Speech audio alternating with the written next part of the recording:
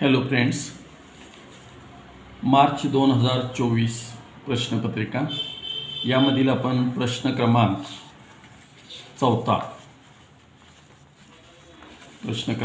4 explain करणार आहे। हा प्रश्न क्रमांक 4 इशॉप शेअर्सवरती याला 8 मार्क्स आहेत। मोहिनी company limited issued 25,000 equity shares of ₹100 each payable as follows. त्यामध्ये ॲप्लिकेशनचा रेट ₹20, अलॉटमेंट ₹30, फर्स्ट कॉल 20 आणि सेकंड फायनल कॉल 30 असे total 100 applications were received for 22,000 equity shares.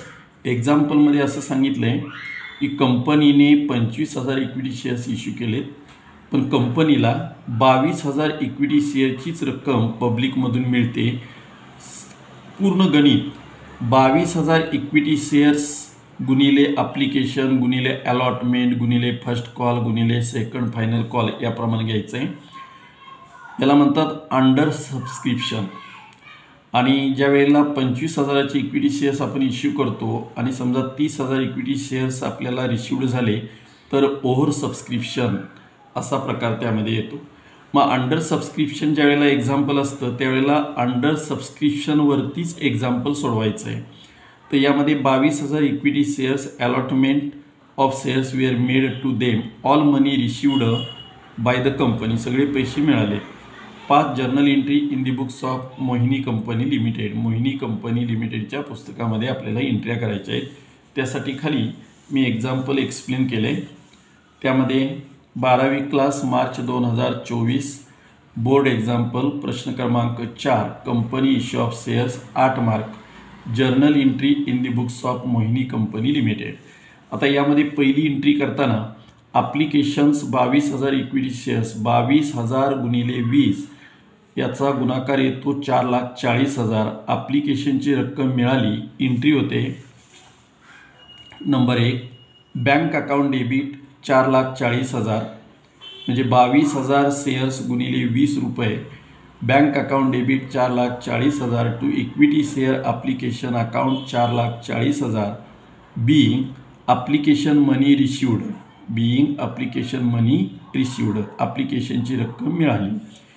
याची 2 नंबरची एंट्री होते, ही ॲप्लिकेशनची रक्कम इक्विटी शेअर कॅपिटलला ट्रान्सफर करायची। 2 नंबरची entry equity share application account debit 4,40,000 to equity share capital account 4,40,000 म्हणजे ॲप्लिकेशनची रक्कम जी मिळाली ती शेअर कॅपिटलला ट्रान्सफर करायची। Being application money transfer to equity share capital account, ॲप्लिकेशनची रक्कम इक्विटी शेअर कॅपिटलला ट्रान्सफर केली। आता 3 नंबरची एंट्री या एक्झाम्पलमध्ये अलॉटमेंटचा रेट आहे ₹30, 22,000 इक्विटी शेअर्स रिसिव्ड आहेत, 22,000 गुणिले 30, 22 गुणिले 3 66,000।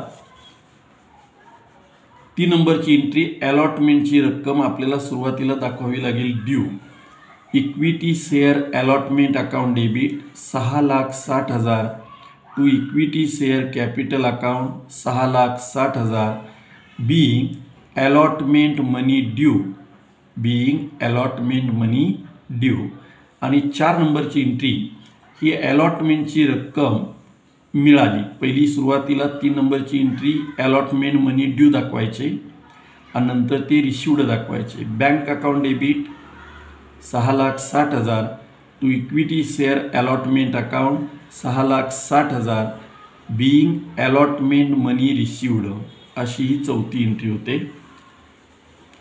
त्याच्यानंतर एक्झाम्पलमध्ये फर्स्ट कॉलचा रेट दिला आहे ₹20, फर्स्ट कॉल ₹20 आणि 22,000 शेअरचे ₹20ने 4,40,000।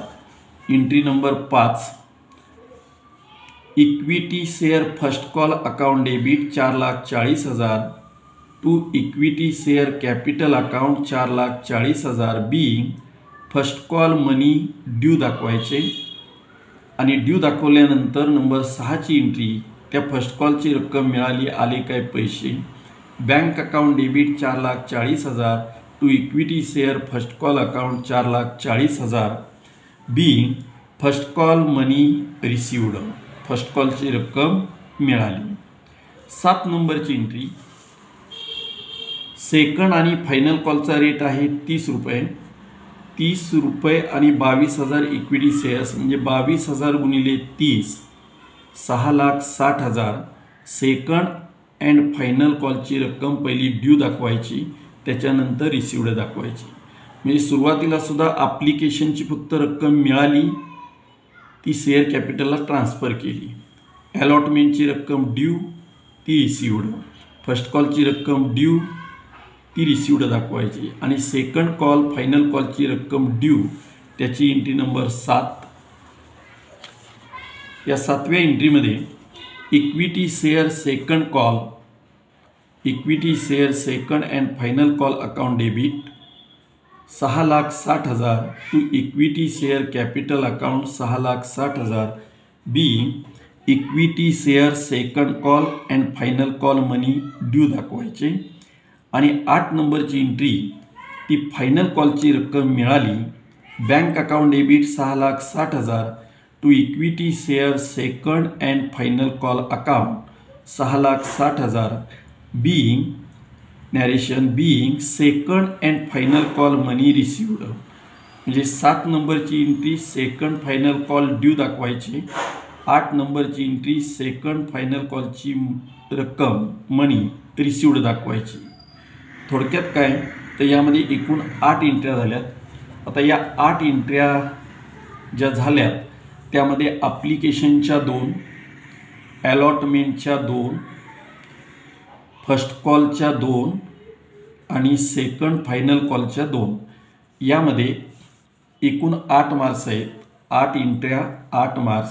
हे मार्च 2024चं एक्झाम्पल आहे. यामध्ये ॲप्लिकेशनची रक्कम मिळाली. 2 नंबरला ॲप्लिकेशनची रक्कम इक्विटी शेअर कॅपिटलला ट्रान्सफर. 3 नंबर अलॉटमेंटची रक्कम ड्यू दाखवली. 4 नंबर अलॉटमेंटची रक्कम रिसिवड दाखवली, मिळाली. 5 नंबर फर्स्ट कॉलची रक्कम ड्यू दाखवली. 6 नंबर फर्स्ट कॉलची रक्कम रिसिवड दाखवली. 7 नंबर सेकंड अँड फायनल कॉलची रक्कम ड्यू दाखवली. 8 नंबरला सेकंड अँड फायनल कॉलची रक्कम रिसिवड दाखवली. आता या एक्झाम्पलमध्ये कुठेही शेअर फेल झालेत असं काय सांगितलेलं नाही, त्यामुळं फॉर्फिटेड वगैरे झालेले नाहीत. त्यामुळं ॲप्लिकेशनच्या 2, अलॉटमेंटच्या 2, फर्स्ट कॉलच्या 2, सेकंड कॉल फायनल कॉलच्या 2, अशा प्रकारचा हा प्रश्न क्रमांक 4 की जो इश्यू ऑफ शेअर्सवरती पडतो. त्यामध्ये काही एक्झाम्पल प्रीमियमच्या संदर्भात आहेत.